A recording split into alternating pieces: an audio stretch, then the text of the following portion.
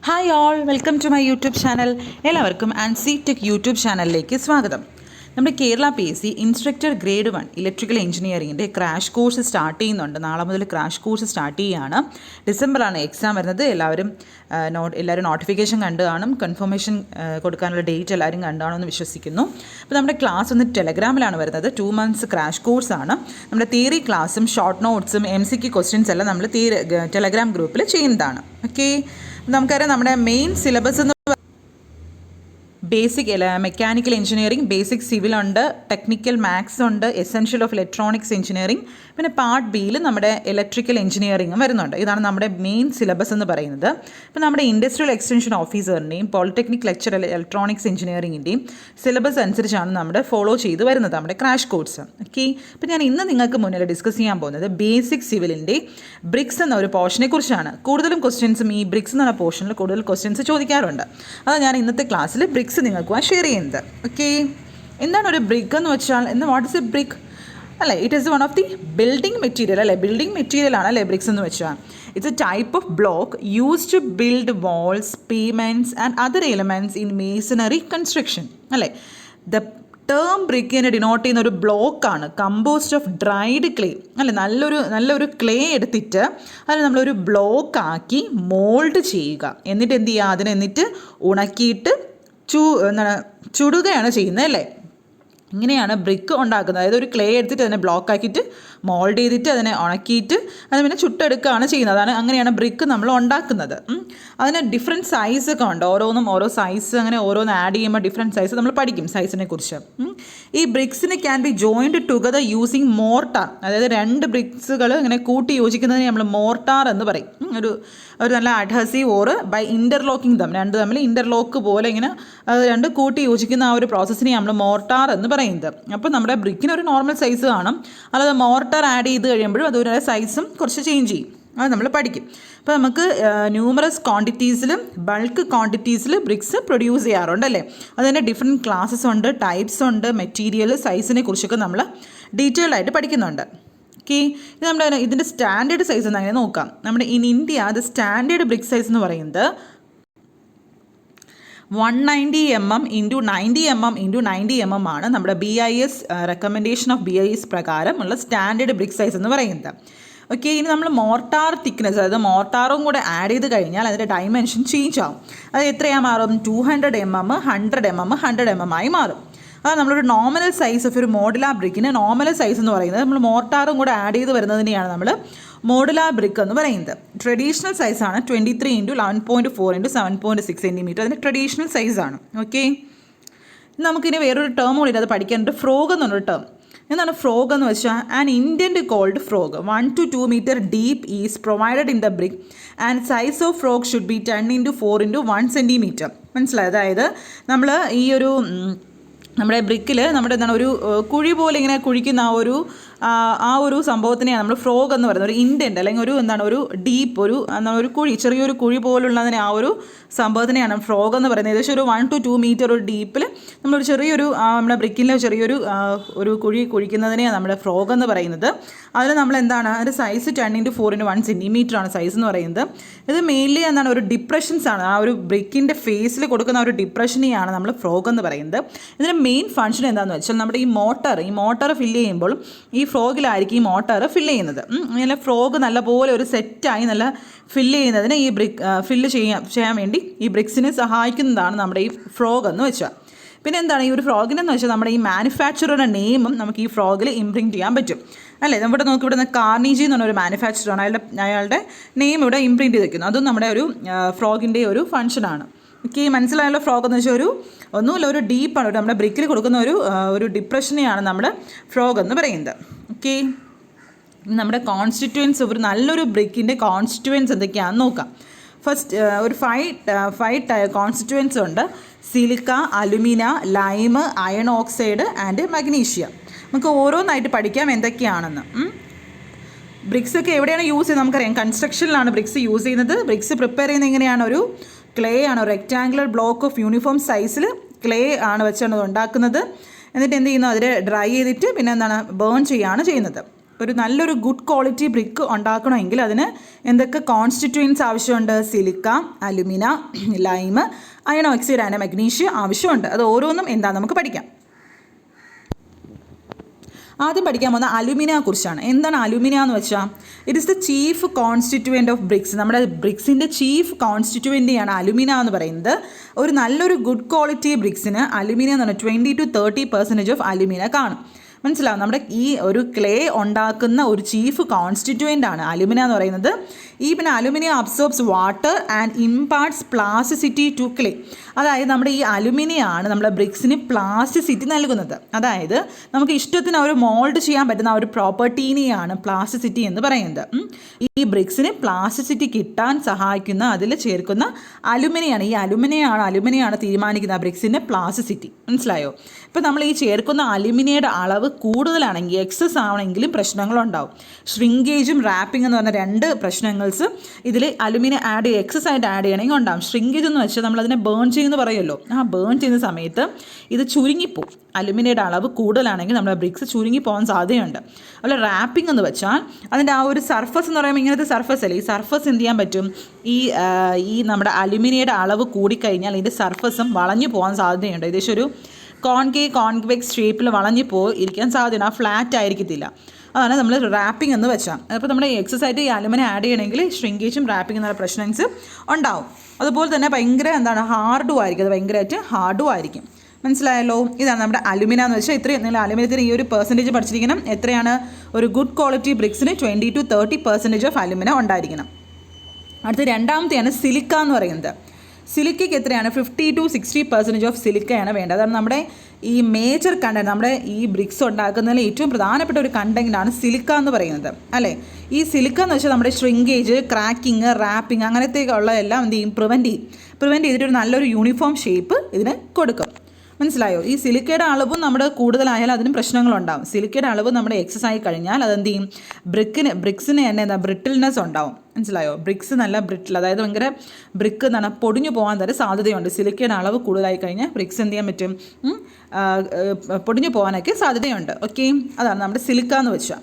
അടുത്ത് നമ്മൾ പഠിക്കാൻ വന്ന ലൈമാണ് വേറൊരു ക്വാണ്ടിറ്റി. അതെന്ന് പറയുമ്പോൾ ഒരു സ്മോൾ ക്വാണ്ടിറ്റി ഓഫ് ലൈമാണ്. നമുക്ക് ഈ ബ്രിക്ക് ഉണ്ടാക്കാൻ ഒരു സ്മോൾ ക്വാണ്ടിറ്റി ഓഫ് ലൈം മതി. ഏകദേശം ഒരു 5% ഓഫ് ലൈം മതി ഒരു ഗുഡ് ക്വാളിറ്റി ബ്രിക്ക് ഉണ്ടാക്കാൻ. ഓക്കെ, ഇപ്പം നമ്മുടെ ലൈമിൻ്റെ ഫംഗ്ഷൻ എന്താണ്? ഒരു നല്ലൊരു ഗുഡ് ക്വാളിറ്റി ബ്രിക്കിന് നമുക്ക് ലൈം എന്താണ്? സ്മോൾ ക്വാണ്ടിറ്റി ഓഫ് ലൈമിൻ്റെ ആവശ്യം മതി. ഏകദേശം ഒരു 5% ഓഫ് ലൈമൊക്കെ മതിയാവും. ലൈം ഒരു ഫ്ലെക്സ് ആയിട്ട് ആക്ട് ചെയ്യും. അത് which enables sand to melt of fuse together with other particles of bricks. പിന്നെ ഈ ലൈം പ്രിവെൻറ്റ്സ് ഷ്രിങ്കേജ്. നമ്മൾ ഷ്രിങ്കേജ് പറഞ്ഞല്ലോ, അത് നമ്മുടെ ഈ ലൈം ആഡ് ചെയ്യുന്ന വഴി നമുക്ക് ഈ ഷ്രിങ്കേജ് എന്ന സംഭവം നമുക്ക് പ്രിവെൻറ്റ് ചെയ്യാൻ പറ്റും. പിന്നെ നമ്മൾ ലൈം ആഡ് ചെയ്യുന്നത് എക്സസ് ആയി, അതായത് 5%-നെക്കാട്ടിയും കൂടിപ്പോയാലും പ്രശ്നങ്ങളുണ്ട്. എന്താണ്? ഈ എക്സസ് ലൈം നമ്മൾ ആഡ് ചെയ്യുകയാണെങ്കിൽ നമ്മുടെ ഈ ബ്രിക്ക് എന്ത് പറ്റും? മെൽറ്റായി ഉരുകിപ്പോകാൻ സാധ്യതയുണ്ട്. അത് ഉരുകിപ്പോയി അതിൻ്റെ ഷേപ്പ് തന്നെ അതില്ലാതായി ഷേപ്പ്ലെസ് ആയി പോകാനും സാധ്യതയുണ്ട്. മനസ്സിലായല്ലോ? അപ്പോൾ ഇതൊക്കെയാണ് നമ്മുടെ ലൈം എന്ന് വെച്ചാൽ. Lime should be added in ഒരു ഫൈൻ പൗഡേർഡ് ഫോമിലാണ് ആഡ് ചെയ്യുക. അത് ലംസ് ആയിട്ട് കൂടെ അങ്ങനെയല്ല, ഒരു ഫൈൻ പൗഡേർഡ് ഫോമിലാണ് ലൈം ആഡ് ചെയ്യാനുള്ളത്. അപ്പോൾ ഇതാണ് നമ്മുടെ ലൈം എന്ന് വെച്ചാൽ. ഓക്കെ, ഇനി അടുത്ത പാർട്ടാണ് മഗ്നീഷ്യ. ഈ മഗ്നീഷ്യം സ്മോൾ ക്വാണ്ടിറ്റിയിലാണ് ഉള്ളത്, വളരെ സ്മോൾ ക്വാണ്ടിറ്റിയാണ്. ഈ മഗ്നീഷ്യ ആക്ട് ആസ് ഒരു ഫ്ലെക്സ് ഡ്യൂറിങ് ബേണിംഗ് സമയത്ത് ഒരു ഫ്ലെക്സ് ആയിട്ട് അത് ആക്ട് ചെയ്യും. ഈ മഗ്നീഷ്യയുടെ അളവ് നമ്മൾ ആഡ് ചെയ്യുന്നത് കൂടിപ്പോയാലും എന്താണ്? ബ്രിക്സിന് ഡീക്കേ സംഭവിക്കാനും സാധ്യതയുണ്ട്. ഈ മഗ്നീഷ്യ എന്ന് വെച്ചാൽ ഒരു യെല്ലോ ടിൻറ്റ് നമ്മളെ ബ്രിക്കിന് കൊടുക്കും. മനസ്സിലായോ? ഒരു യെല്ലോ ടിൻറ്റ് കൊടുക്കുന്നത് മഗ്നീഷ്യയാണ്. അതെന്ത് ചെയ്യും? അത് കാരണം ഈ ഷ്രിങ്കേജ് ഇതിനെ കുറയ്ക്കാൻ സഹായിക്കും. മഗ്നീഷ്യയും ഷ്രിങ്കേജ് കുറയ്ക്കാൻ സഹായിക്കും. അതുപോലെ നമ്മൾ ഈ ആഡ് ചെയ്യുന്ന മഗ്നീഷ്യയുടെ എമൗണ്ട് കൂടിയാലും പ്രശ്നമുണ്ട്. ഞാൻ പറഞ്ഞു, ബ്രിക്സ് എന്ത് ചെയ്യും? ഡീക്കേ ആയി പോകാൻ സാധ്യതയുണ്ട്. മനസ്സിലായല്ലോ? ഇതാണ് നമ്മുടെ മഗ്നീഷ്യ എന്ന് വെച്ചാൽ. ഓക്കെ, അടുത്ത് പഠിക്കാൻ വന്ന അയൺ ഓക്സൈഡ് അല്ലെങ്കിൽ ഓക്സൈഡ്സ് ഓഫ് അയൺ. ഇതും ഏകദേശം ഒരു 5 to 6% ആണ് ഉള്ളത്. ഇത് നമ്മുടെ ബ്രിക്സിന് റെഡ് കളർ, ഒരു ചുടുക്കട്ടയുടെ കളർ നമുക്കറിയാമല്ലോ, ഒരു ബ്രിക്ക് റെഡ് കളർ, ആ ഒരു റെഡ് കളർ കിട്ടാൻ സഹായിക്കുന്നത് നമ്മുടെ ഈ ഓക്സൈഡ്സ് ഓഫ് അയൺ ആണ്. ഇത് നമ്മുടെ എക്സസ് എമൗണ്ട് ആയാൽ ഇതെന്ത് പറ്റും? അതും പ്രശ്നമാണ്. എക്സസ് എമൗണ്ട് ആയാൽ അതിൻ്റെ കളർ തന്നെ ഒരു ബ്ലൂവോ അല്ലെങ്കിൽ ഒരു ബ്ലാക്കിഷ് കളറൊക്കെ ആയിപ്പോവും. മനസ്സിലായോ? അപ്പോൾ നമ്മുടെ ഈ അയൺ ഓക്സൈഡിൻ്റെ ക്വാണ്ടിറ്റി കുറഞ്ഞാലും പ്രശ്നമാണ്, കൂടിയാലും പ്രശ്നമാണ്. ഈ അയൺ ഓക്സൈഡിൻ്റെ ക്വാണ്ടിറ്റി കൂടിപ്പോയാൽ ബ്ലൂ ഓർ ബ്ലാക്ക് കളറായി മാറും. അതിൻ്റെ ക്വാണ്ടിറ്റി കുറഞ്ഞു കഴിഞ്ഞാൽ എന്ത് പറ്റും? ഒരു യെല്ലോയിഷ് കളർ വരും. മനസ്സിലായോ? അപ്പോൾ അതെല്ലാം ശ്രദ്ധിക്കണം. അപ്പോൾ നമ്മുടെ മെയിൻ ഫംഗ്ഷൻ എന്താണ്? റെഡ് കളർ, ബ്രിക്സിന് റെഡ് കളർ കൊടുക്കുന്നത് PSCയിൽ കുറേ പ്രാവശ്യം ചോദിച്ചിട്ടുള്ള ക്വസ്റ്റൻ ആണ്. അയൺ ഓക്സൈഡ് ആണ് നമ്മുടെ PSC അല്ലല്ലോ, അയൺ ഓക്സൈഡ് ആണ് നമ്മുടെ ബ്രിക്സിന് റെഡ് കളർ തരുന്നത്. ഓക്കെ, അടുത്ത് നമ്മൾ പഠിക്കാൻ പോകുന്നത്. അപ്പോൾ ഇത്രയാണ് നമ്മുടെ main characteristics, main constituents of bricks എന്ന് പറയുന്നത് എന്തൊക്കെയാണ്? അലുമിന, അതിൻ്റെ എല്ലാം പെർസെൻറ്റേജ് പഠിച്ചോണം. Alumina, silica, lime, magnesium, oxides of iron അല്ലെങ്കിൽ അയൺ ഓക്സൈഡ്. ഇത്രയാണ് അതിൻ്റെ മെയിൻ കോൺസ്റ്റിറ്റ്യുവൻസ് ഓഫ് ഒരു ബ്രിക്ക് എന്ന് വെച്ചാൽ. ഇനി നമ്മളൊരു നല്ലൊരു ബ്രിക്സിൻ്റെ ക്യാരക്ടറിസ്റ്റിക്സ് എന്തൊക്കെയാണെന്ന് നോക്കാം. ഫസ്റ്റ് വൺ അതിൻ്റെ കളർ ഷുഡ് ബി യൂണിഫോമും ബ്രൈറ്റ് കളറും ആയിരിക്കണം. പിന്നെ അതിൻ്റെ ഷേപ്പ് എന്ന് പറയുന്നത് bricks should have a plain faces ആയിരിക്കും. Should have sharp and true right angled corners. നമുക്കറിയാലോ ആ ഒരു ഫിനിഷിങ്ങിലാണ്, നല്ലൊരു ഫിനിഷിങ്ങിലാണ് നമ്മുടെ ബ്രിക്സ് വരുന്നത് അല്ലേ. പിന്നെ അതിൻ്റെ സൈസ് എന്ന് പറയുന്ന ഒരു സ്റ്റാൻഡേർഡ് സൈസ് ഉണ്ട്. ആസ് പെർ നമ്മുടെ BIS റൂൾ പ്രകാരമുള്ള സ്റ്റാൻഡേർഡ് സൈസ് തന്നെ നമ്മളത് ഉണ്ടാക്കണം. പിന്നെ അതിൻ്റെ ടെക്സ്ചർ വരെയാണെങ്കിൽ they should possess fine dense and uniform structure, not be so smooth, should not be any crack on surface. അതായത് നമ്മുടെ ബ്രിക്കിൻ്റെ സർഫസ് നല്ല സ്മൂത്തായി കഴിഞ്ഞാൽ എന്ത് പറ്റും? മോട്ടർ അവിടെ നിൽക്കില്ല. മനസ്സിലായി? അതിന് ഗ്രിപ്പ് കിട്ടണമെങ്കിൽ എന്ത് ചെയ്യണം? നല്ല സ്മൂത്ത് ആകാനും പാടില്ല. മനസ്സിലായി? അതുകൊണ്ട് അതിൻ്റെ ടെക്സ്ചർ എന്ന് വെച്ചാൽ അപ്പം അധികം നല്ലപോലെ സ്മൂത്ത് ആവണ്ട എന്നാണ് പറയുന്നത്. സ്മൂത്ത് ആയി കഴിഞ്ഞാൽ നമ്മുടെ ആ ഒരു മോട്ടറിന് ഗ്രിപ്പ് ഒന്നും അതെന്താണ് അതങ്ങ് ഒഴിച്ചു പോകും അതുവഴി. മനസ്സിലായോ? അതാണ് നമ്മുടെ ടെക്സ്ചർ എന്ന് പറയുന്നത്. ഓക്കെ. പിന്നെ അതിൻ്റെ സൗണ്ട്നെസ്. ഈ സൗണ്ട്നെസ് എന്താണെന്ന് വെച്ചാൽ when സ്ട്രക്ക് with hammer or with another brick should produce metallic sound. അതായത് നമ്മൾ രണ്ട് ബ്രിക്കുകൾ തമ്മിൽ കൂട്ടിയിടിച്ച് അല്ലെങ്കിൽ എന്തെങ്കിലും ഹാമർ വെച്ച് കൂട്ടിയിടിക്കുകയാണെങ്കിൽ അതിലൊരു റിങ്ങിങ് മെറ്റാലിക് സൗണ്ട് പ്രൊഡ്യൂസ് ചെയ്യണം. അതാണ് ഒരു നല്ലൊരു ബ്രിക്സിൻ്റെ ക്വാളിറ്റി, നല്ലൊരു ബ്രിക്സിൻ്റെ ക്യാരക്ടറിസ്റ്റിക്സ്. മനസ്സിലായോ? നമുക്ക് അങ്ങനെ അത് നല്ലൊരു ബ്രിക്കാണെന്ന് മനസ്സിലാകാൻ പറ്റും ആ ഒരു സൗണ്ട്നെസ് വഴി. ഓക്കെ. അടുത്ത അതിൻ്റെ ഹാർഡ്നെസ് എന്ന് വെച്ചാൽ നമ്മുടെ ഒരു ഫിംഗർ സ്ക്രാച്ചിങ് പോലും പറ്റത്തില്ല. അതായത് നമ്മൾ നഖം കൊണ്ട് ബ്രിക്സിൻ്റെ മുകളിൽ വരച്ചാൽ അതിൻ്റെ ആ ഇംപ്രഷൻ ഒന്നും ആ നഖം കൊണ്ട് വരയ്ക്കുന്ന ആ ഒരു ഇംപ്രഷൻ അല്ല, അതൊന്നും ഉണ്ടാകാൻ പാടില്ല. അത്രയും എന്ത് ചെയ്യണം? അത്രയും ഹാർഡായിരിക്കണം. ഓക്കെ.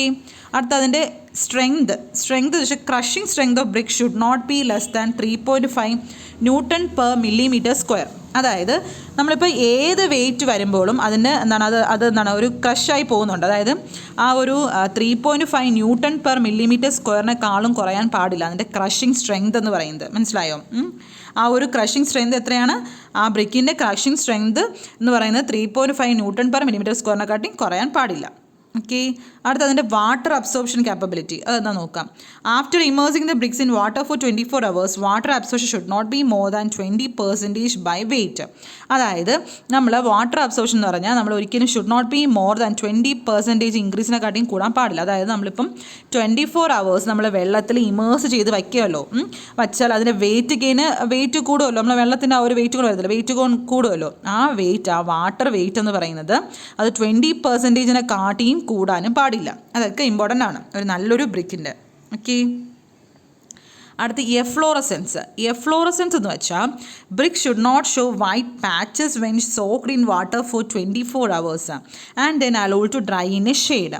അതായത് നമ്മളിപ്പോൾ 24 മണിക്കൂറും വെള്ളത്തിൽ സോക്ക് ചെയ്ത് വെച്ചിട്ട് അതിനെ നമ്മൾ എന്ത് ചെയ്യും? ഷെയ്ഡിൽ വെച്ച് ഉണക്കിയെടുക്കുകയാണ്. ഉണക്കി കഴിഞ്ഞാൽ അതിൻ്റെ ആ ഒരു മുകളിൽ ഒരു വൈറ്റ് പാച്ചസ് ഉണ്ടാകാൻ പാടില്ല. അതിനെയാണ് നമ്മൾ എഫ്ലോറസെൻസ് എന്ന് പറയുന്നത്. ആ വൈറ്റ് പാച്ചസ് ഉണ്ടാകാൻ കാരണം നമ്മുടെ കാൽഷ്യമോ മഗ്നീഷ്യമോ പൊട്ടാസ്യമോ ഒക്കെ കാണുകയാണോ ഉണ്ടാകുന്നത്, അത് ഉണ്ടാകാൻ പാടില്ല. നല്ലൊരു ബ്രിക്സിൽ എഫ്ലോറസെൻസ് ഉണ്ടാവാൻ പാടില്ല. മനസ്സിലായല്ലോ? അടുത്ത തെർമൽ കണ്ടക്ടിവിറ്റി. ഈ ബ്രിക്സിന് ലോ തെർമൽ കണ്ടക്ടിവിറ്റി ആണ്. സോ ദാറ്റ് എന്ത് ചെയ്യാം? Buildings built when them are cooled in summer and warm അല്ലേ. അപ്പോൾ നമുക്ക് എന്ത് ചെയ്യാം? തെർമൽ കണ്ടക്ടിവിറ്റി കുറവായതുകൊണ്ട് നമുക്ക് സമ്മറിലും വാമിലൊക്കെ നമുക്ക് ബിൽഡിങ്സ് ഇത് ബിൽഡ് ചെയ്യാൻ പറ്റും. ഓക്കെ. അത് അതിൻ്റെ സൗണ്ട് ഇൻസുലേഷൻ. ഹെവിയർ ബ്രിക്സ് ഒക്കെ എന്ന് വെച്ചാൽ പുവർ ഇൻസുലേറ്റേഴ്സ് ആണ് സൗണ്ടിൽ. അല്ലെങ്കിൽ ലൈറ്റ് വെയിറ്റ് അല്ലെങ്കിൽ ഹോളോ ബ്രിക്സ് ഒക്കെയാണ് ഗുഡ് സൗണ്ട് ഇൻസുലേഷൻ തരുന്നത്. അതുകൊണ്ട് ഓർത്തോണം, ഏതൊക്കെയാണ്? ലൈറ്റ് വെയിറ്റും ഹോളോ ബ്രിക്സ് ആണ് ഗുഡ് സൗണ്ട് ഇൻസുലേഷൻ പ്രൊവൈഡ് ചെയ്യുന്നത്. അടുത്താണ് fire resistance. Fire resistance of bricks is usually good ആണ്. In fact bricks are use to engage steel columns to protect them from fire. അത് നല്ലൊരു ഗുഡ് ഫയർ റെസിസ്റ്റൻസ് ആണ്.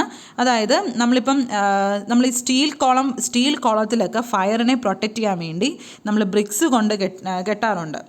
അതിൻ്റെ ബ്രിക്സിൻ്റെ ഉള്ളിലാണ് നമ്മൾ ഈ സ്റ്റീൽ കോളംസ് ഒക്കെ വയ്ക്കുന്നത്. അപ്പം നല്ലൊരു ഫയർ റെസിസ്റ്റൻസും കൂടെയാണ് നമ്മുടെ ഈ ബ്രിക്സ് എന്ന് വെച്ചാൽ. അപ്പോൾ എന്തൊക്കെയാണ് അതിൻ്റെ ക്യാരക്ടറിസ്റ്റിക്സ് മനസ്സിലായി? ഇതിനൊക്കെ ക്വസ്റ്റ്യൻസ് ചോദിക്കാൻ സാധ്യതയുണ്ട് PSC. എന്തൊക്കെയാണ് അതിൻ്റെ കളർ, ഷേപ്പ്, സൈസ്, ടെക്സ്ചർ, അതിൻ്റെ soundness, hardness, strength, crushing strength. ഇതൊരു ക്വസ്റ്റ്യൻ മുന്നേ ചോദിച്ചിട്ടുണ്ട്. Crushing strength of brick should not be less than എത്രയാണ്? 3.5 Newton per millimeter square. അതുപോലെ തന്നെ നമ്മൾ 24 hours അബ്സോർപ്ഷൻ കഴിഞ്ഞിട്ട് വെയിറ്റ് എത്ര കുറയാൻ പാടില്ല? Should not be more than 20% of വെയിറ്റും ആവാൻ പാടില്ല. അതൊക്കെ ഓർത്തോണം. ഓക്കെ. ഇനി നമുക്കിതിൻ്റെ ഈ ഒരു പോർഷനിൽ വരുന്ന MCQ ക്വസ്റ്റ്യൻസ് നോക്കാം. ഒരു 10 MCQ ക്വസ്റ്റ്യൻസ് നോക്കാം. Chief constituent of good brick earth is. ഏതാണ് നമ്മൾ ചീഫ് കോൺസ്റ്റിറ്റ്യൂവൻറ്റ് നമ്മൾ പഠിച്ചു? It is alumina. Red colour is imparted to brick due to. ബ്രിക്സിൽ റെഡ് കളർ തരുന്ന ആരാണ്? Iron oxide. The approximate weight of brick, ഒരു ബ്രിക്കിൻ്റെ അപ്രോക്സിമേറ്റ് വെയിറ്റ് എന്ന് പറയുന്നത് 3 കിലോഗ്രാം ആണ്. The weight of 1 cubic metre of brick എന്ന് പറയുന്നത് 1800 കിലോഗ്രാം. ഒരു നല്ലൊരു bricks should not absorb more than -% of on weight when immersed in water for 24 hours. Should not absorb 20%. ആ വൈറ്റിഷ് സബ്സ്റ്റൻസ് ഫോം ചെയ്യുന്ന കാര്യം പറഞ്ഞല്ലോ, അത് എന്തിനെ കൊണ്ടാണ്? By efflorescence. Hollow bricks used for, hollow bricks use ചെയ്യുന്നത് എവിടെയാണ്? റെസിസ്റ്റൻസ് അഗെയിൻസ്റ്റ് ഹീറ്റ് ഫ്ലോ ആണ്. Composition of brick earth alumina is, അതായത് നമ്മുടെ എർത്തിനകത്ത് വരുന്ന അലുമിനിയുടെ കമ്പോസിഷൻ എത്രയാണ്? 20 to 30%. നമ്മുടെ ബ്രിക്കിലെ main ingredient of every kind of brick എന്ന് പറയുന്നത് എന്താണ്? അലുമിന. അതുപോലെ നമ്മുടെ ചീഫ് കോൺസ്റ്റിറ്റ്യൂവൻറ്റ് അലുമിനിയാണ്. അപ്പോൾ അത് ഓർത്ത് പഠിച്ചോണം. ഇതൊക്കെയാണ് നമ്മുടെ 10 ക്വസ്റ്റ്യൻസ് വരുന്നത്. അപ്പം നമ്മളെ ഗ്രൂപ്പിൽ എല്ലാവരും ജോയിൻ ചെയ്യുക. നമ്മുടെ ക്ലാസ് നാളെ മുതൽ സ്റ്റാർട്ട് ചെയ്യുന്നുണ്ട്. ടെക്നിക്കൽ മാത്സും ബേസിക് മെക്കാനിക്കൽ, ബേസിക് സിവിലും, നമ്മുടെ ഇലക്ട്രോണിക്സും, അതുപോലെ നമ്മുടെ ഇലക്ട്രിക്കൽ എഞ്ചിനീയറിംഗ് പാർട്ട് ബി സെക്ഷൻസും ഫുൾ കവർ ചെയ്യുന്നുണ്ട്. സിലബസ് ഓറിയൻറ്റഡ് ആണ്, ക്രാഷ് കോഴ്സ് ആണ്. സോ എല്ലാവരും എൻ്റെ നമ്പറിൽ കോൺടാക്ട് ചെയ്യാം. ഈ നമ്പറിൽ എല്ലാവരും കോൺടാക്ട് ചെയ്യണം. Okay, thank you. ഫ്രണ്ട്സിനൊക്കെ ഷെയർ ചെയ്യുക, എൻ്റെ ചാനൽ സബ്സ്ക്രൈബ് ചെയ്യാം. Okay, thank you.